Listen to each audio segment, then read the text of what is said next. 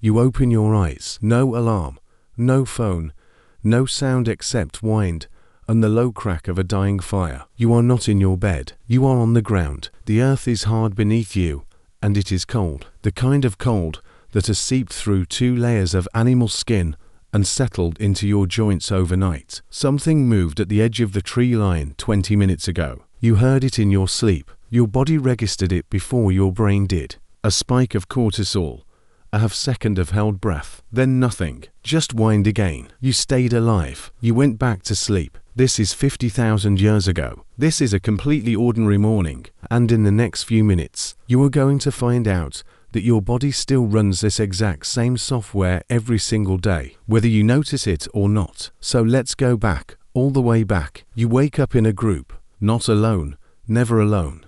There are somewhere between 15 and 30 people within arm's reach of you right now. Children pressed against adults for warmth. 2 hunters already awake on the far side of the fire. An elder sitting upright, watching the perimeter in the grey pre-dawn light, the way she has done almost every morning for 40 years. Anthropologist Carol Worthman, who spent decades studying sleep across traditional societies in Africa and Papua New Guinea, found that isolated sleep, one person, one room, one bed, is one of the strangest inventions in all of human history. For 300,000 years before electricity, before walls, before the concept of privacy, humans slept in piles, warm, loud, breathing piles of people who trusted each other enough to close their eyes at the same time, and they did not all wake up at once. Research by David Samson at the University of Toronto found that hunter-gatherer groups wakened in staggered waves through the night. One person alert while others sleep, then another, then another. No schedule, no roster, just a system that emerged naturally because a group where everyone sleeps deeply at exactly the same moment is a group that does not survive long. Your body still does this. You have woken at 3 in the morning for no reason you can name. That is not insomnia. That is a 50,000-year-old security system running a routine check. Now you stand. The cold hits immediately. You stretch before you do anything else. Not because someone told you to. Not because it is part of a wellness routine. But because your joints demand it after a night on compacted earth. Your back aches. Your knees are stiff. You stretch and you breathe. And within 60 seconds, your body has already begun its first calibration of the day. You walk outside. And here is where something critical happens. Something so simple your brain almost dismisses it, but something that modern science now understands is one of the most powerful biological events in a human day. Light hits your eyes.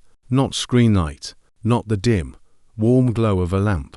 Real, unfiltered, outdoor morning light. The kind that carries the specific wavelengths your retina was built to receive. Circadian biologist Sekim Panda at the Salk Institute has spent years documenting what this single event does to a human body. It sets your biological clock. It suppresses melatonin. It triggers a cortisol surge that your brain uses as a hard time stamp. This is when the day begins. Your ancestor did not know any of this. They just walked outside every single morning for their entire life, and their clock was perfect. Now you scan. Before food, before conversation, before anything else, you look at the tree line, at the sky, at the direction the birds are flying. You listen, you assess, you are pulling in environmental data that will shape every decision you make in the next 12 hours. Where to move, what to avoid, how far to range today. This takes less than 2 minutes. In those 2 minutes, your brain processes more raw sensory information than most modern humans absorb before noon. Then you eat, or you do not. There is no guaranteed breakfast, no refrigerator, no pantry. If the group stored food from yesterday, dried meat, roasted tubers, seeds ground against flat stone, you eat it around the fire, standing or crouching, passing food between hands without plates or ceremony. If there is nothing left, you drink water and you move. Your body, flexible from a lifetime of inconsistent meals, shifts into a different metabolic mode and keeps going.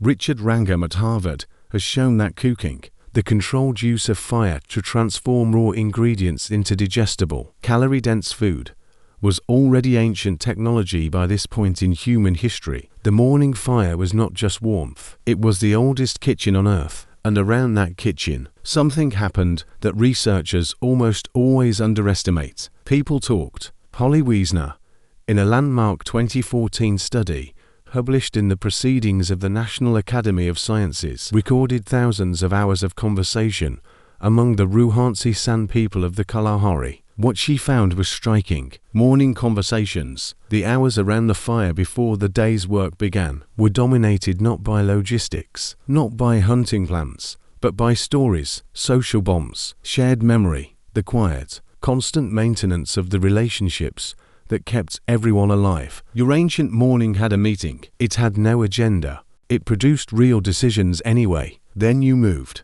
not rushed, not optimized, deliberately, at the pace the terrain demanded, with your eyes reading the ground and your ears still tracking the tree line. No step counter, no target heart rate, just a body doing exactly what 50,000 years of pressure had built it to do. Move through a world it understood in the company of people trusted toward a day that would ask everything of it. Here's what is strange about all of this. Modern wellness culture has spent the last 2 decades trying to rebuild this morning. The no phone rule, the morning light exposure, the social connection before screens, the protein-first breakfast, the slow, intentional start before the day's demands rush in. Your ancestor did not optimize their morning. They had no choice but to live it correctly. You have every choice, and somehow that makes it harder.